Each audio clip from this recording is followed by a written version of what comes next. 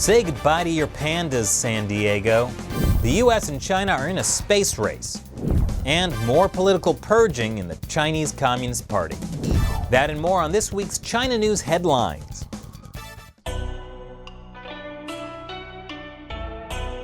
This is China Uncensored, I'm Chris Chappell.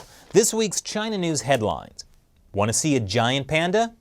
Well, if you're near San Diego, you've got until April, because the San Diego Zoo is sending its last 2 giant pandas back to China.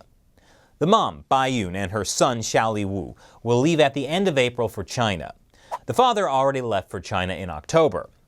They are one of San Diego's biggest attractions, the giant pandas. And now they're going back to China. The world-famous San Diego Zoo announced just a few hours ago the last 2 pandas under their care are leaving to China. The pandas have been here for decades, and millions of people have visited the city and the zoo to see them. Which just goes to show how little pandas care about you. No matter how much love you show these black and white furballs, in the end, they will always leave you.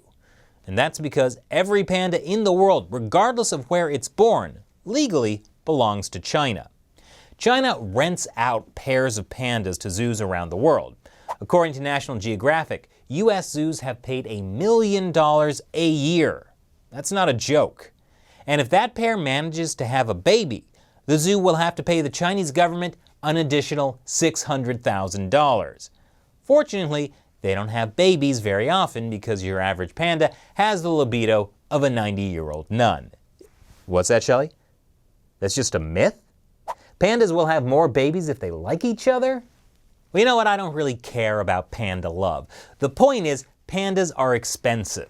According to The Guardian, having a panda can be ruinous, say some zoos, and could even take money away from other conservation work. So the San Diego Zoo has to send their pandas to China? I say good riddance. I, for one, am not going to have my heart broken by a panda. Again. There's a new space race to the moon. This time, according to U.S. Vice President Mike Pence, it's between the U.S. and China.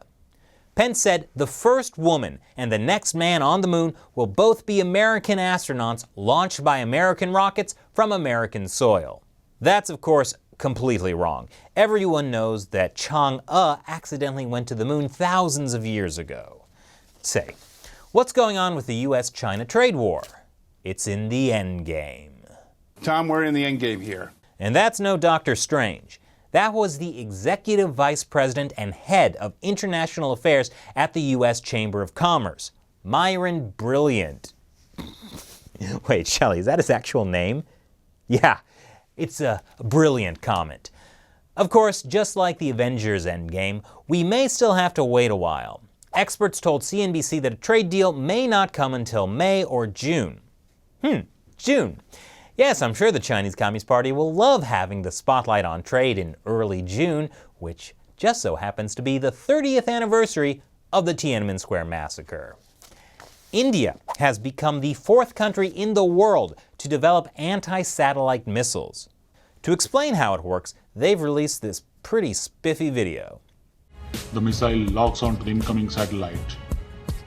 It hits the target and neutralizes it successfully.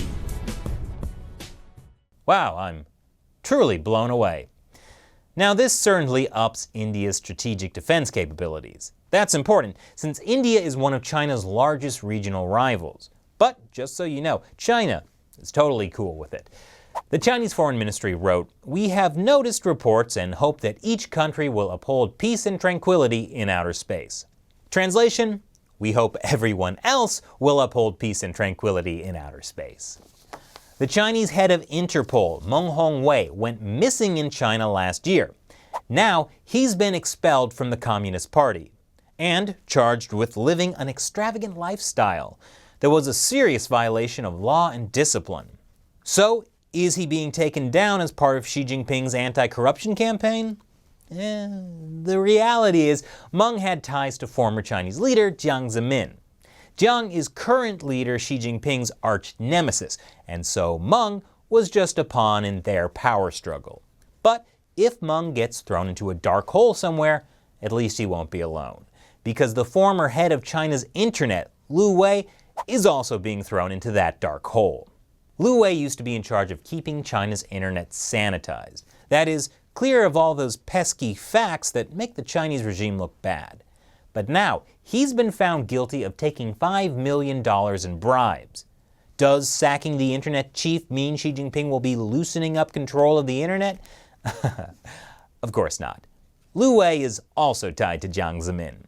Liu had spent most of his career working in the CCP's propaganda agencies under Liu Yunshan, the former propaganda chief who is also a key associate in the Jiang faction. I guess that just shows that if you pick the wrong side, nothing will save you from being purged in a power struggle, not even commissioning a great propaganda song about China's internet power.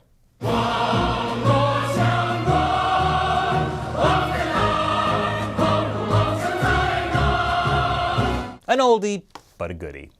And finally, the Chinese Communist Party has spent years pushing anti-Japanese propaganda. So, when two men showed up to a cherry blossom festival at Wuhan University, one of them wearing a kimono, security guards stopped them. One man was violently pushed to the ground, while his friend is restrained in a chokehold by another guard before collapsing.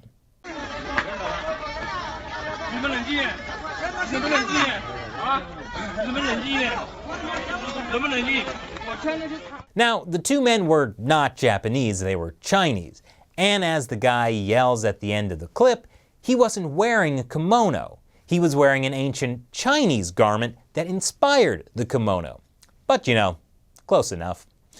The university released a statement in response saying all are welcome, but asking the public to abide by school regulations, behave in a civilized manner, and dress appropriately. And before you go, now is the time I answer a question from a member of the China Uncensored 50-cent Army. Fans who support the show with $1 or more per episode through the crowdfunding website Patreon. Lucas asks, Chris, who would bring more suffering to the world if they seized the power, and what are your scientific arguments for that? Cthulhu, Goa'uld, or CCP? Ooh, that's a tricky question. Hypothetically, I'm pretty sure Cthulhu would be pretty bad news.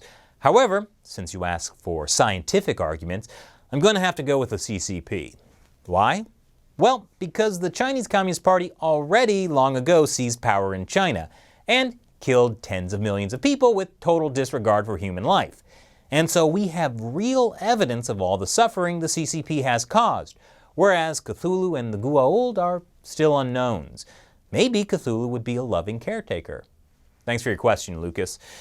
If you'd like to hear your question answered on the show, sign up to support China Uncensored through the crowdfunding website Patreon. It's less than the cost of your daily cup of coffee. Thanks for watching China Uncensored. I'm Brilliant Chapel. See you next time.